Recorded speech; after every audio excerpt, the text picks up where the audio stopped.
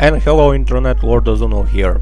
See, our world is full of different kinds of mysteries, but now there is one YouTuber who claimed that he find the truth about mystery of martial arts. I used to be the guy who wanted to believe in the supernatural. I mean, who wouldn't want to shoot Kamehameha or lift objects with their mind? I wanted to learn if the supernatural is possible, or even more so, to learn to do it myself. That's actually one of the reasons I found Aikido to be appealing to begin with. The founder of Aikido, Morihei Yoshiba, also known as O-Sensei / Great Teacher, was famous not only as a martial artist, but also as a mystic. There are dozens of recorded stories of his students sharing their experiences of his supernatural abilities. To make things even better, there's even filmed footage of him throwing his students around without touching them. The problem is, Morihei died more than 50 years ago, so there is no way to experience his alleged supernatural skills. But his legacy of Aikido still exists, and some Aikido masters are capable of showing similar no-touch throwing techniques too. I was hoping that by studying Aikido intensely, one day I would get to experience these supernatural abilities directly, or even better, maybe learn to do it myself. I figured that I just need to search long enough. Indeed, that is a good idea, because as you can see from the shows like the Fighting Science, there are some similarity between fictional work and reality, because, for example, Shaolin Kung Fu masters can use the chi energy in the similar way how use it in Dragon Ball, of course not shooting the Kamehameha blast, but it's really amazing. You should see how they are using it to increase their self-defense to the level they are basically indestructible to punch. Costing $100,000, this fully instrumented biofidelic dummy has been meticulously designed to respond to impacts in the same way as the human body. Its various interior sensors gather detailed data about G-forces, acceleration, and impact loads, and they send that information to a computer for further analysis. So what I need you to do is go ahead and hit the dummy just like you plan on hitting Master Wong. Okay, so we'll be able to tell exactly how much force you generate and then how much force your iron shirt can withstand. 3, 2, 1, strike!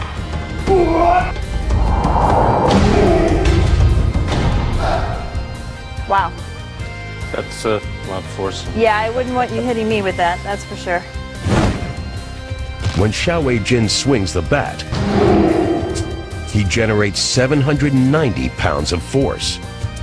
That's enough force to break a rib. It's going to cause a lot of internal injuries.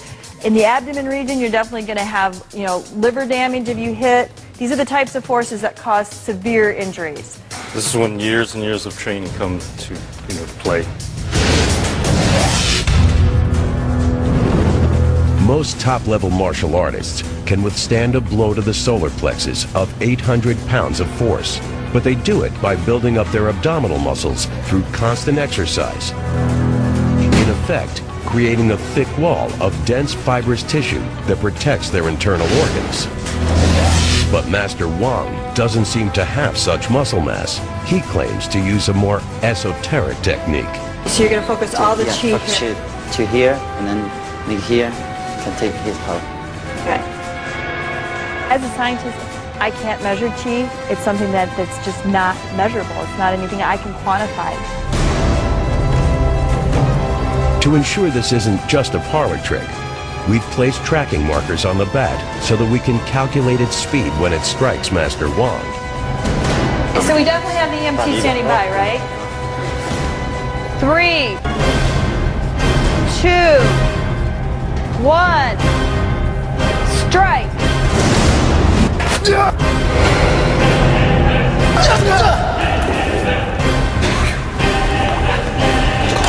Okay? Yeah? Any pain? It's got a mark. It's definitely, it looks so fast. I don't understand that. I mean, you have, This time, according to an analysis of the tracking markers, Xiaowei Jin swings at over 72 feet per second and strikes with 484 pounds of force. It's less than his first strike on the crash dummy, but still a potentially lethal blow. How can a lean fighter like Master Wong repel such a powerful blow? According to Qigong theory, Master Wang is able to focus his chi energy into the surface of his torso. As the bat strikes, his chi repels the impact like a shield, absorbing and protecting against the force delivered. Surprisingly, Master Wang actually steps into the bat strike, which some think would increase the force of the blow. It's not an uncommon technique in the martial arts to counter a blow by tensing your muscles and almost moving into it so that it repels the force.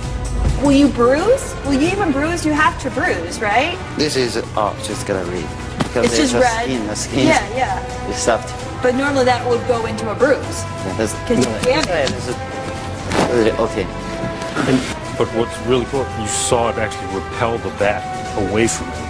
So it took away his force. So what did you feel? Did you feel that? Did you feel him kind of? Knocked him back. When I asked my first Aikido instructor about the no-touch skills of O-sensei, he told me that Ueshiba was an exceptional person and that only he was able to do it. That did not raise my hopes up. Well, unfortunately for you, that is actually a truth. You see, it's not just case with martial arts. There are many mysteries of this world in which people are capable of performing amazing feats and that stay unique for them. For instance, I live in a small country called Montenegro. In that country, in her past, there was a saint named Holy Basil, or as we call it here, Holy Vasilie. Anyway, he has incredible powers that was documented. People all over the place would came to Montenegro just because he could heal them, even from disease that other doctors could not heal. And interesting, even after he died and he was buried in the famous monastery Ostrog, his body alone contained supernatural abilities that heal people even today. Many miracles are performed here. What is also interesting is the fact that even during the World War II there were several bombs that failed actually on the monastery, and they didn't explode, they just stayed there intact and unactivated. Even so that even a examination that came years later find out those bombs could actually explode, but for some reason they stay in the rock alone.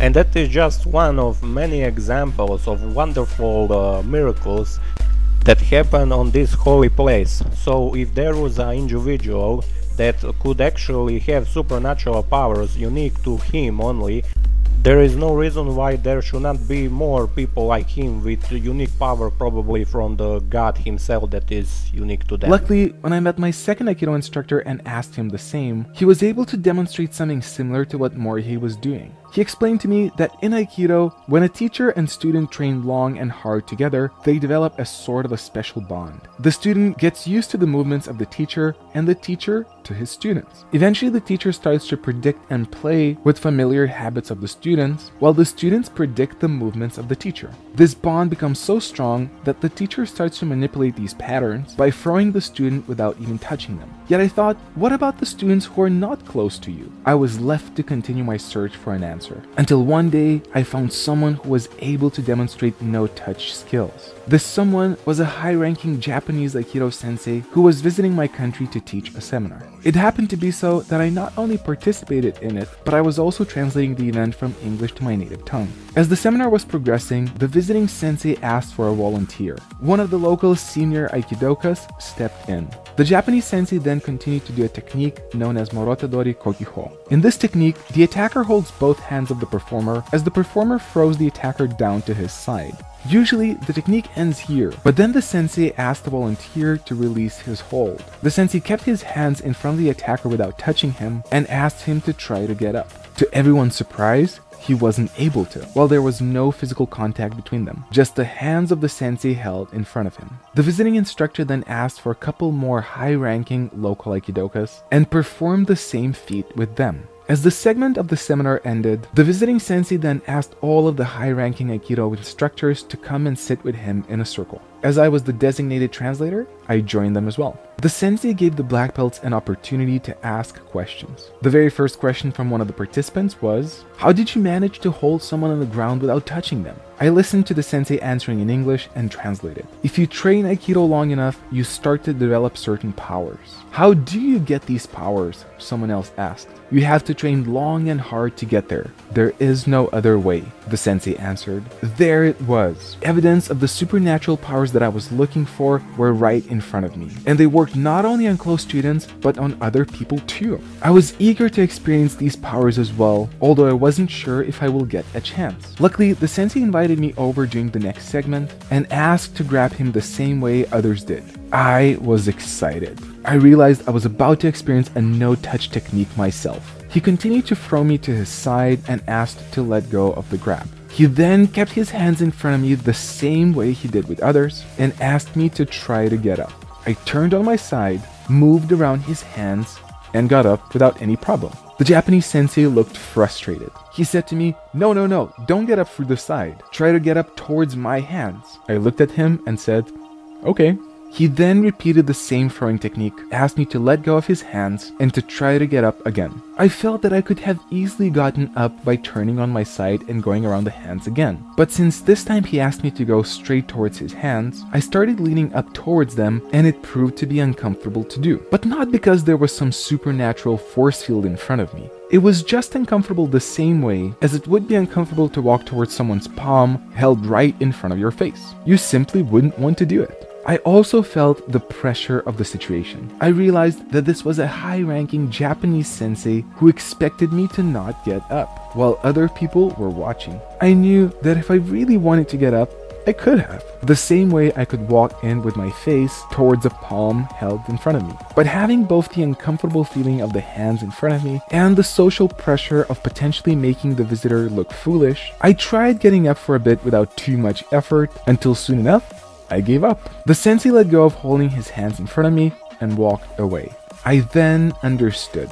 What the sensei did was not so different from what my second instructor explained. This was a mix of conditioning, psychology, human behavior, and social pressure. As I then looked at the footage of O-sensei doing no-touch techniques again, I started to see the exact same mix in action. If you're interested to hear more of my martial arts journey stories, click on this playlist right here. Thanks for watching, and as always, I wish you to own your journey. Based on his experience alone, now he thinks that all masters that actually can perform amazing things using ki are probably fake, and that is probably what all the people who watch him now think, that if you go into school that teach ki, they're probably learning you a fake stuff. A shortcut to the chum bucket. That must be for me. This isn't the chum bucket.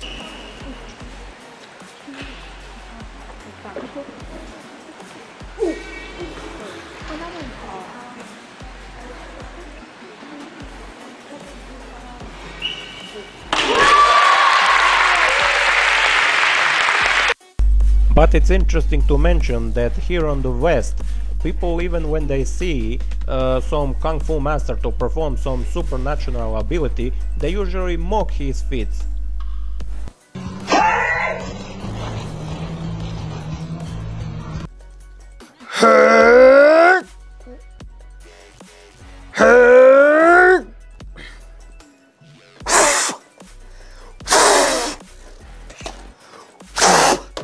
It's pretty amazing if it was real, but it could just be a string. You see, there is a reason for this all mockery that we can see on the West. In our society, people don't like the tension of the fact that there is a supernatural force bigger than themselves. That way they don't have a reason to care for the things like lying or cheating or doing bad things in the society. I mean, everyone knows that politicians and the lawyers and the media lie all the time, but for some reason people still doing whatever they told them. People still trust them and they believe them, and they give them every day more and more power. It's really sad to watch, and that is why they just want to dismiss everything that could be actually great.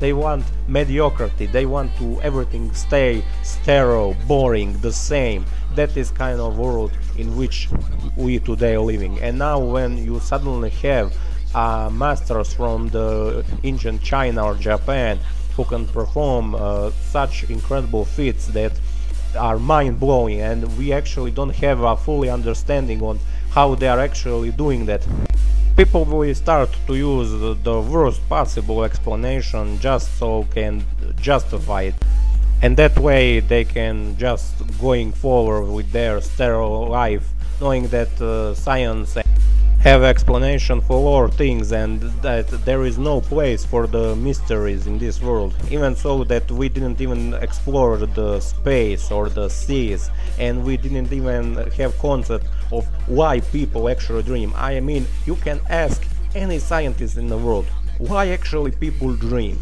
Nobody will know. Why? Because we don't truly know yet. Or what is actually a gravity? I mean, we can experience gravity and we can measure it and all those incredible stuff, but we cannot actually say what is it.